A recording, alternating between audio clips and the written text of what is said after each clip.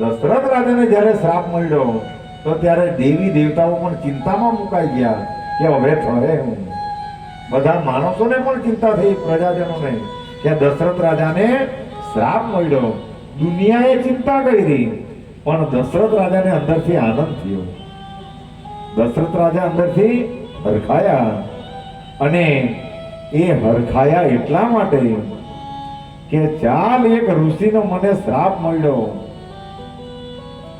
પણ શાસ્ત્રો એમ કહે કે જ્યારે આ શ્રાપ મળેલો ત્યારે દશરથ રાજાને સંતાનો નહીં હતા, પણ આ શ્રાપના પ્રભાવથી એના મનને આનંદ થયો કે ચાલ ઋષિનો શ્રાપ મળ્યો એટલે મને સંતાન થવાના એ વાત પાકી થઈ ગઈ.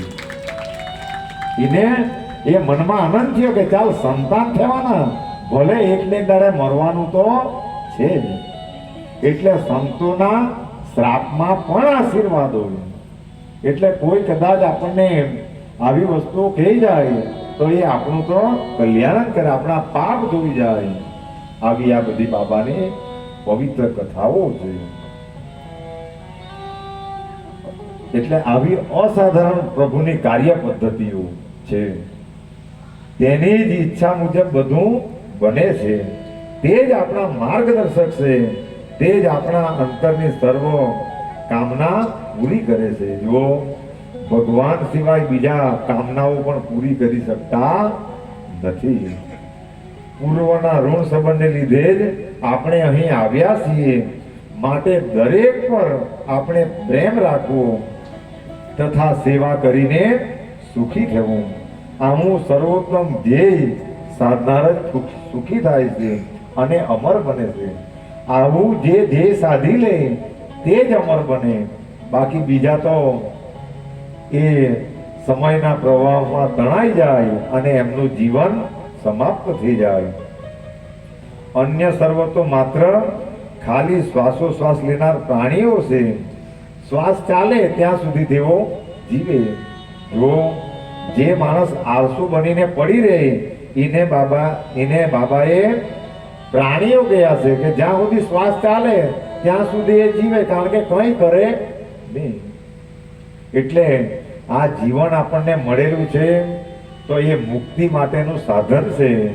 એટલે આવા સદંતર સદગુરુના માર્ગે આપણે ચાલવું જ જોઈએ. અને વારંવાર આ કે કોઈ આપણને ઢકેલી મૂકે તો આપણો એક જ મંત્ર રાખવાનો, શ્રીમન નારાયણનો.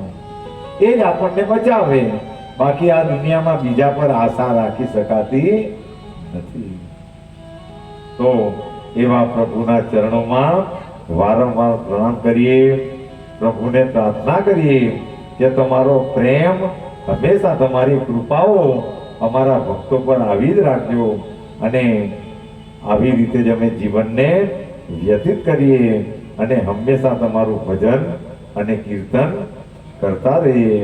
તો એકવાર 2-5 મિનિટ માટે કીર્તન કરી લઈએ કે જેની લીધે બધાનો સાથ થઈ જાય. બોલો સાઈનાથ મહારાજ કી જય. હે રામ હે રામ હે રામ હે રામ. तू ही माता तू ही पिता है, तू ही माता तू ही पिता है, तू ही माता तू ही पिता है, तू ही माता तू ही पिता है, तू ही तो राधा का श्याम. हे राम हे राम हे राम हे राम.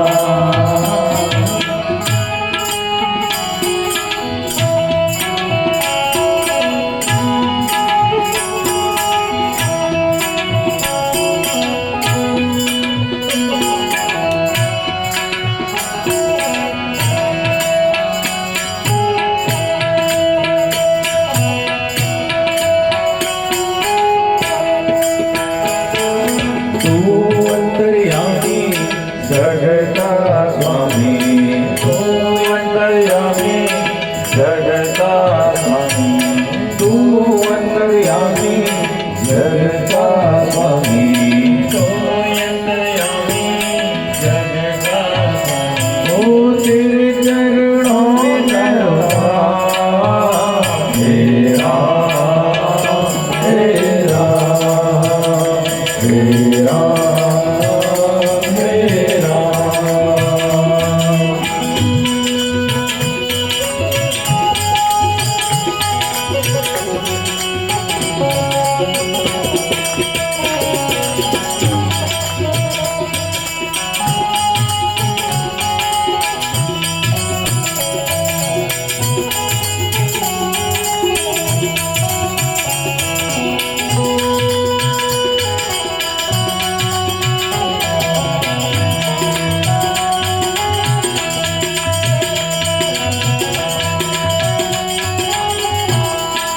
તું હી બિગાડે તું હી સવારે તું હી બિગાડે તું હી સવારે તું હી બિગાડે તું હી સવારે તું હી બિગાડે તું હી સવારે इस जग के सारे काम हे राम हे राम हे राम हे राम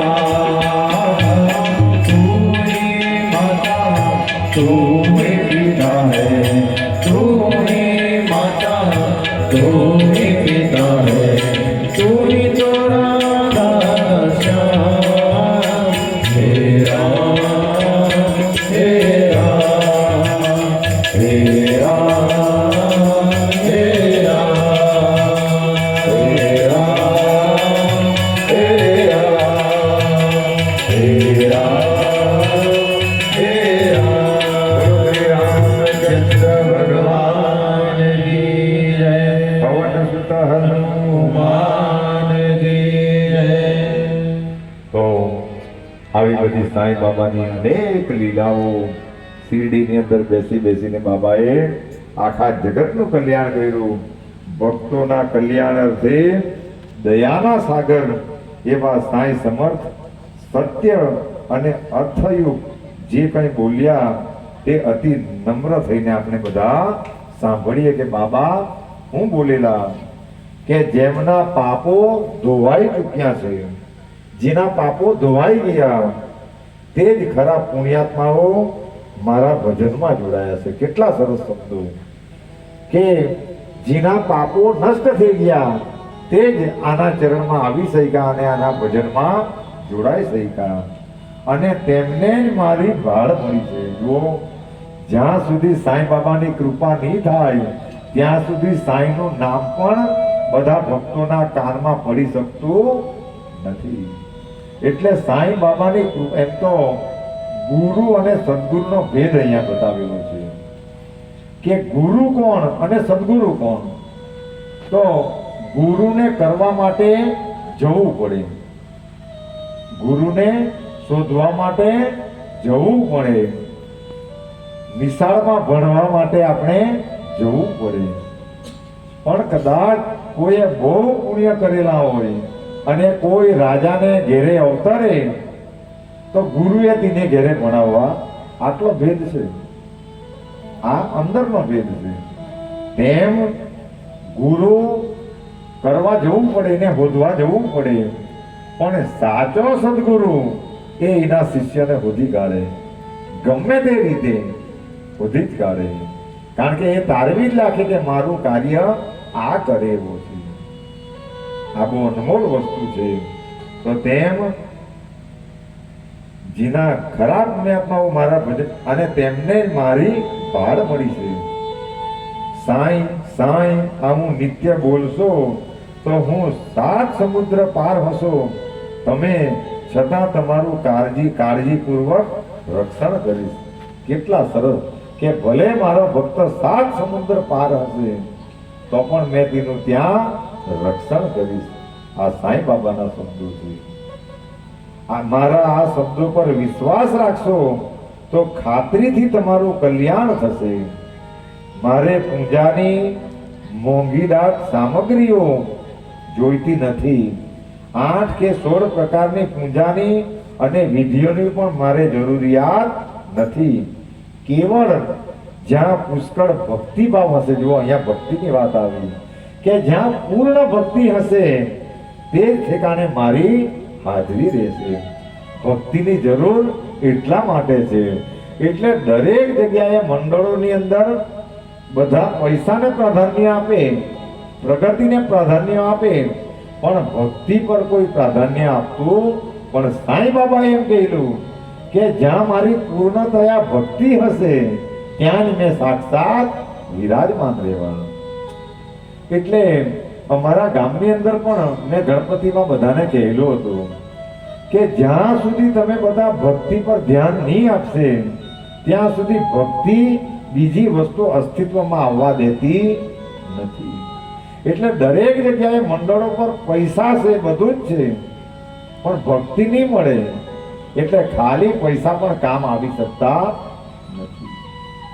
મંડળો એટલે ચાલે નહીં, અને એ લોકો ભક્તિ કરે નહીં એટલે આ ગુણો એ લોકોની અંદર આવે નહીં. કોઈને બેલનો અવાજ આવે, જો મંદિર નજીક આવે તો ઘેરમાંથી નીકળે, એ બેલ ઓછો મારો, લોકોને એનો પણ અવાજ આવે. પણ એ લોકોને એ જ્ઞાન નથી કે મંદિરના ઘંટારો ખાલી ને ખાલી વાગે તો દુષ્ટ પ્રવૃત્તિઓ ત્યાંથી, નેગેટિવ ઉર્જાઓ ત્યાંથી દૂર થઈ જતી હોય. એટલું બેલની અંદર તત્વો છે. અને ઘણીવાર આપણે કહીએ કે આપણે કઈ વાત કરતા હોય અને પલવડી બોલે એટલે વાત સત્ય થાય, તેમ આપણે કોઈ વાર વાત કરતા હોય ને બેલ પડે તો એ વાત સત્ય થતી હોય. એટલા માટે આવા ભગવાન પોતે બોલે નહીં, પણ આવા બધા ભગવાનના દરવાનો રાખેલા એ લોકો બોલાવે. જેમ કથા સાંઈ બાબા કરે નહીં, પણ આપણા જેવા અભણ માણસો પર પણ એ બોલાવીને કરાવી દેતા હોય. આ તો આપણો ખાલી એક ભ્રમ છે. મારા મતે, તારા મતે જ્યારે કથા કરવા ની આવે ત્યારે શરણાગત આને તે જ જવું પડે કે તું બોલાવે તો અમે બોલી શકું. નહીં તો તે દિવસે વાત કરી લીધે પરમ દિવસે હું હાથ ખાધેલું તેની પણ આપણને જાણ નથી. અરે અમારા શંકરભાઈ જેવાને કોઈ વાર પૂછી પાડે, આટલો સમય છે પણ મને એકવાર શબ્દ આવડી જાય પછી આવડે, કોઈનું નામ પણ હવે ભૂલી જાય, પણ આ સ્થિતિ થાય માણસની. એટલે આપણને એની પણ જાણ નથી, પણ ભગવાન આપણા પર કૃપા કરે એટલે આપણે એવું વિચાર કરીએ કે આરતી મેં કરી રહેલો છે, પણ આપણને એનું જ્ઞાન નથી કે એ ગાંડાઓ તમારી પર આ કરાવતો છે એટલે તમે બધા કરી રહેલા છો. ને તો તમારી તાકાત નથી, આપણી તાકાત નથી કે આપણે સાંઈ એવું પણ બોલી શકીએ.